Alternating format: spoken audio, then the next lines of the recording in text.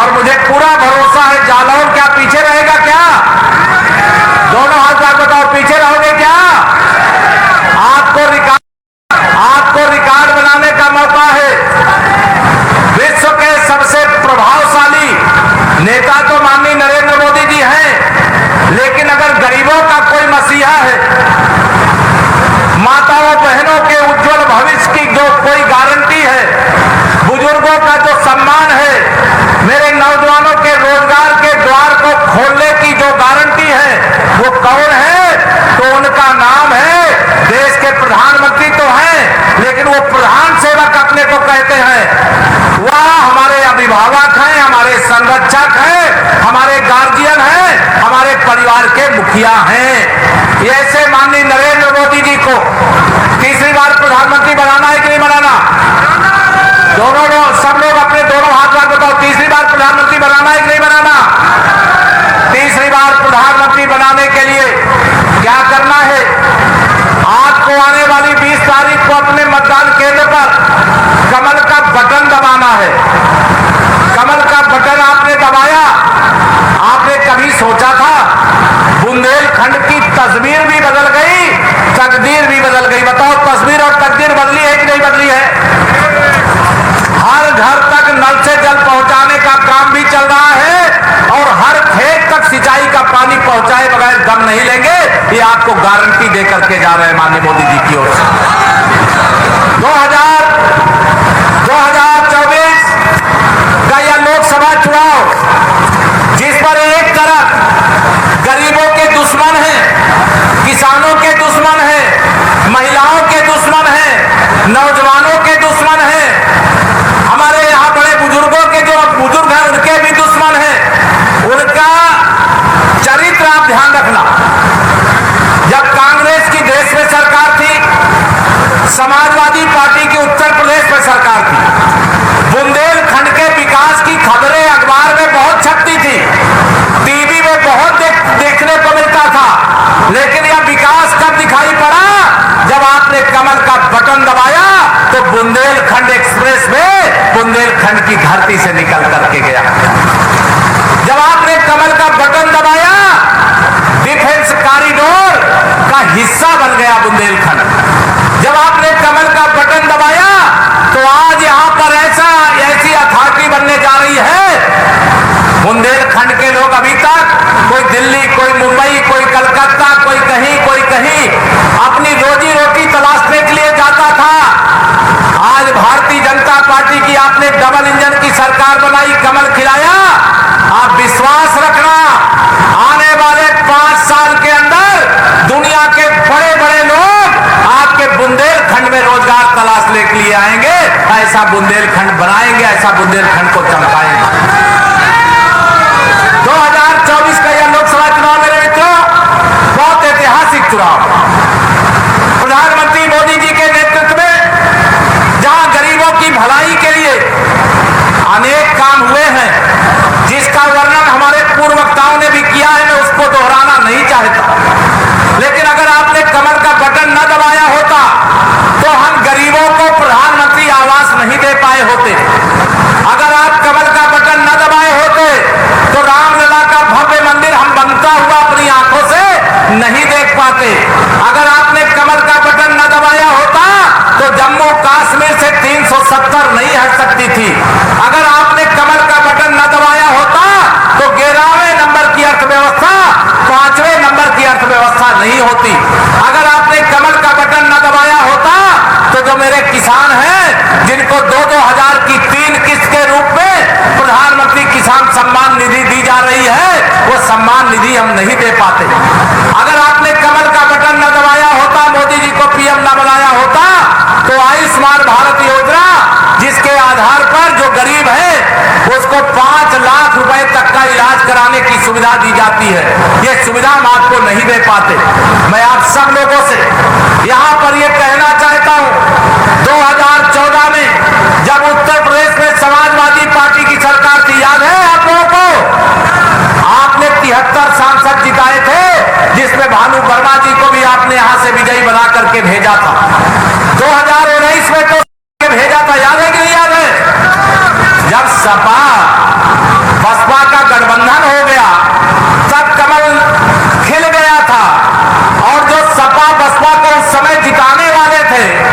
सब अब भाजपा में आ गए हैं, तो कमल खिलने को लेकर कोई शंका है क्या? तो मैं आप सबसे यह निवेदन करना चाहता हूं, 2014 आपने जिताया, फिर 2017 का विधानसभा जिताया, 2019 का लोकसभा जिताया, फिर 2022 का विधानसभा जिताया, अब 2024 का लोकसभा चुनाव आप जिताने जा रहे हैं। सपा और कांग्रेस का गठबंधन, इनके बारे में मैं कहता हूं, अगर आपको याद ना हो तो याद दिलाता हूं। सपा और कांग्रेस का गठबंधन बना, कांग्रेस को मैं भ्रष्टाचार के अम्मा की अम्मा कहता हूं। अब मैं ये क्यों कहता हूं आप समझ लो। जब इस देश में कांग्रेस की सरकार थी, संसद भवन के अंदर खड़े होकर के कांग्रेस के प्रधानमंत्री श्री राजीव गांधी जी कहते थे, हम दिल्ली से 1 रुपया भेजते हैं तो 15 पैसा जिनके पास भेजते हैं वहां पहुंच पाता है।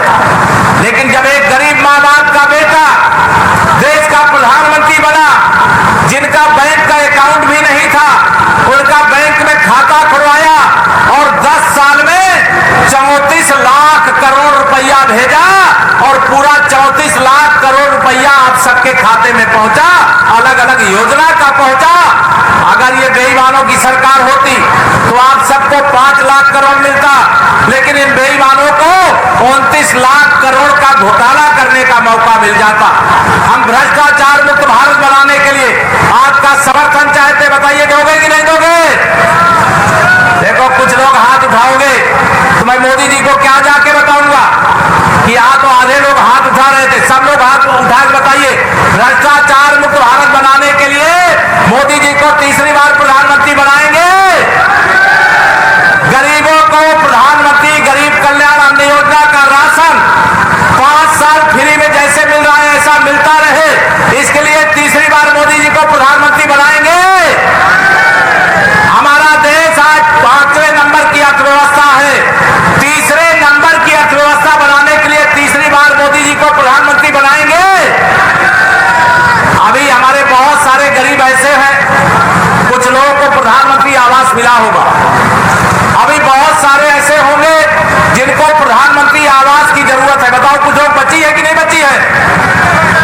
मोदी जी ने कहा है 4 जून को वोट की गिनती होगी, 4 जून 4 बजे 400 पार, फिर एक बार मोदी सरकार बनाने का काम आप कर दीजिए, 3 करोड़ प्रधानमंत्री आवास और बनाने की शुरुआत करने की मोदी जी ने गारंटी दी है। जिनको आवास मिल गया उनको बधाई, जिन्हें नहीं मिला उनको मिलेगी, इसकी गारंटी, गारंटी नहीं गारंटी की भी गारंटी। या मैं इस माधवगढ़ विधानसभा क्षेत्र में जालौन लोकसभा क्षेत्र के मंच से कह करके जा रहा हूं। हमारी माताएं बहनें बड़ी संख्या में आई हैं।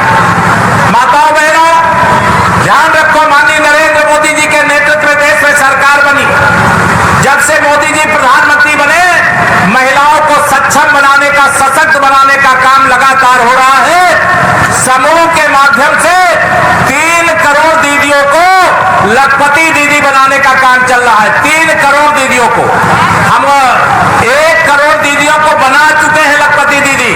मोदी जी ने कहा है मेरी गांव की बेटियां ई रिक्शा भी चलाएंगी और हवाई जहाज भी चलाने का काम करेंगे, उनको पायलट भी बनाने का काम करेंगे। हमारे देश की बेटियां पुलिस में भर्ती होकर के नागरिकों की सुरक्षा भी करेंगी और सेना में भर्ती होकर के सीमाओं की रक्षा भी करेंगी। ये मोदी जी महिला सशक्तिकरण की दिशा में बड़ा कदम उठाया। गरीबों के हित में मोदी जी बहुत काम करते हैं। अगर मोदी जी देश के प्रधानमंत्री नहीं बनते तो गरीबों का घर भी नहीं बनता, गरीबों को राशन भी नहीं मिलता, गरीबों को दवाई भी नहीं मिलती, हर घर तक नल से जल भी नहीं पहुंचता। बुंदेलखंड जैसे कई एक्सप्रेस वे हम लोग बना चुके हैं, लेकिन अभी तो ये झांकी है। मोदी जी ने कहा 10 साल जो आपने देखा है वो ट्रेलर है, झांकी है, पूरी पिक्चर 4 जून के बाद दिखाने का काम करूंगा। बताइए मोदी जी को सहयोग करना है ना? मैं आप सब लोगों को एक बात और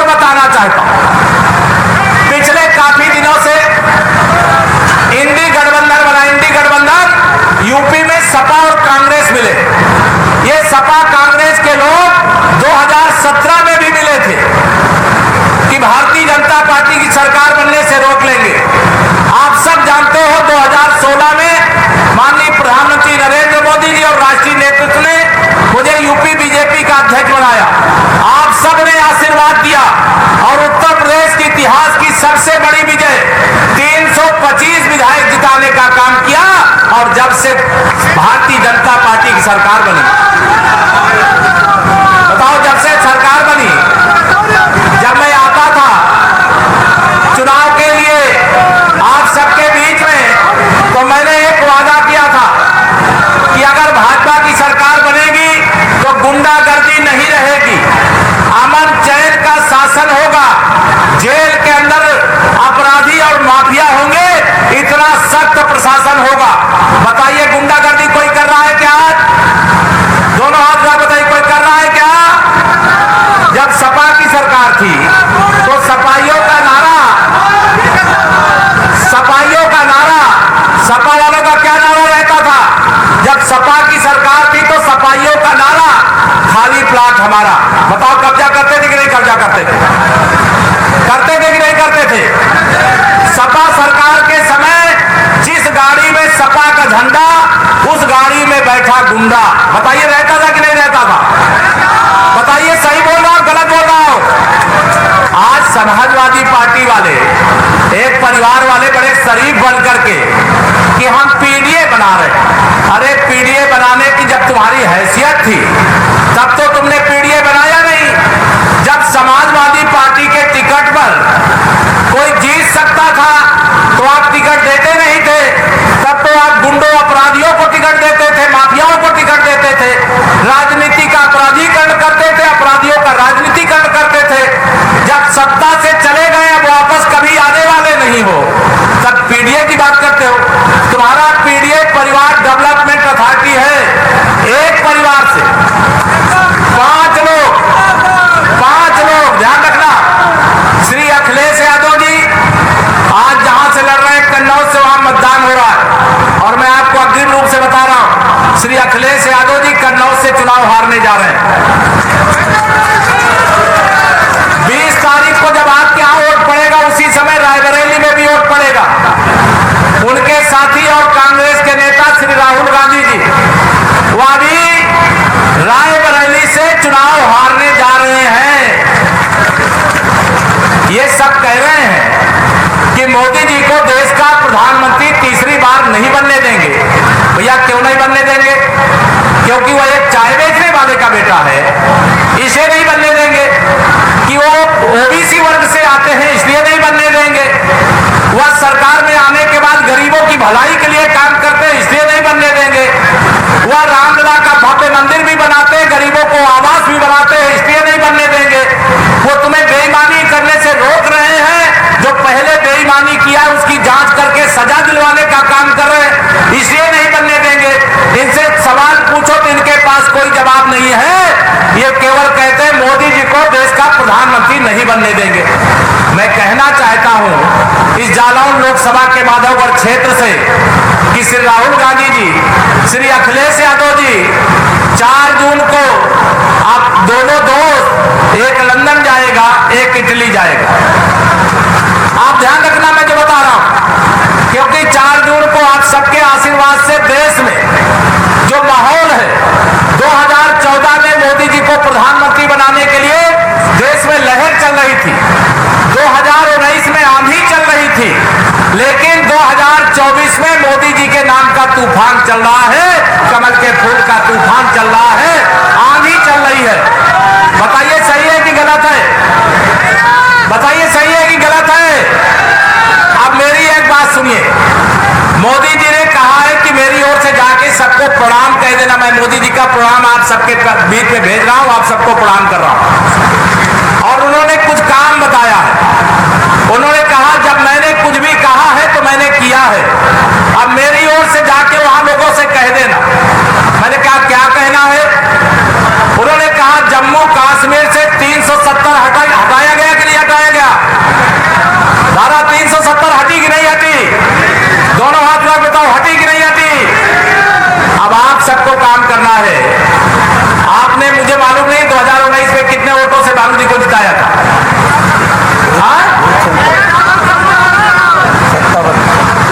57 से, और 2024 में हर बूथ पर आप सब लोगों को आज ये संकल्प लेकर के जाना है। 370 वोट जितना 2019 में दिलाए थे, उसमें 370 वोट और बढ़ाना है।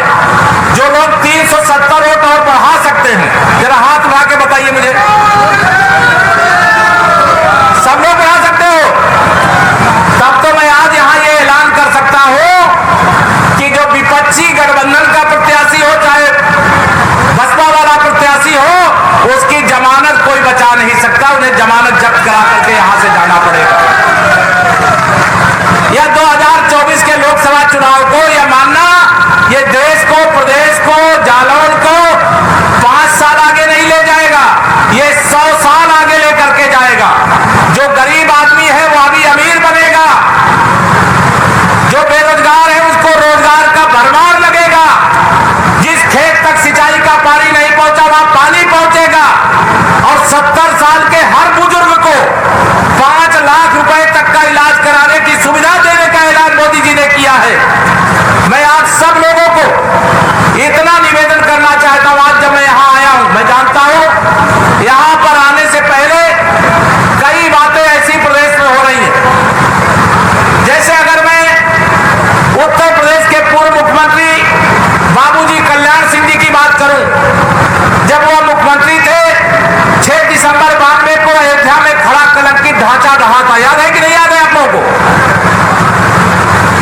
और जब कल्याण सिंह जी की मृत्यु हुई तो उनका शव ला करके विधानसभा में रखा गया। अब उनको श्रद्धांजलि देने के लिए अखिलेश यादव जी नहीं गए। क्यों नहीं गए?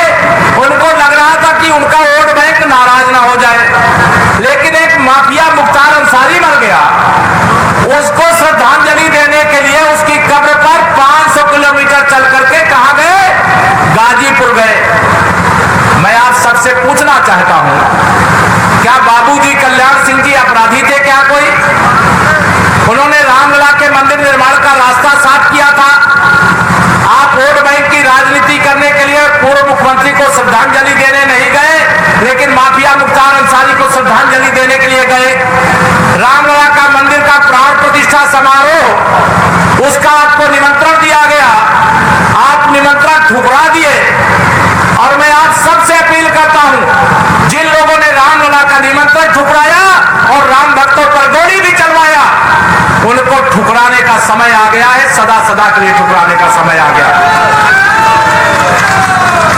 2024 की इस लोकसभा चुनाव में एक तरफ सैफई परिवार के लोग हैं, उनका बयान आप अखबार, टीवी, सोशल मीडिया में रोज देखते होंगे। उनको मुझसे बहुत परेशानी रहती है। कांग्रेस वाले हमारे प्रधानमंत्री जी के बारे में रोज आप शब्द कहते हैं, तो समाजवादी पार्टी वाले मेरे बारे में रोज आप शब्दों का प्रयोग करते हैं। लेकिन मैंने श्री अखिलेश यादव जी से कहा, अखिलेश जी आप मेरे स्वर्गीय पिता के बारे में आप शब्दों का प्रयोग किए, आपके चाचाओं ने मेरे बारे में आप शब्दों का प्रयोग किया, लेकिन मैं आपकी गाली का जवाब गाली से नहीं दूंगा। आपकी गाली का जवाब मैं आप सबसे अपील करता हूं, अपने अपने बूथ पर कमल का बटन दबा करके देना, कमल का फूल खिला करके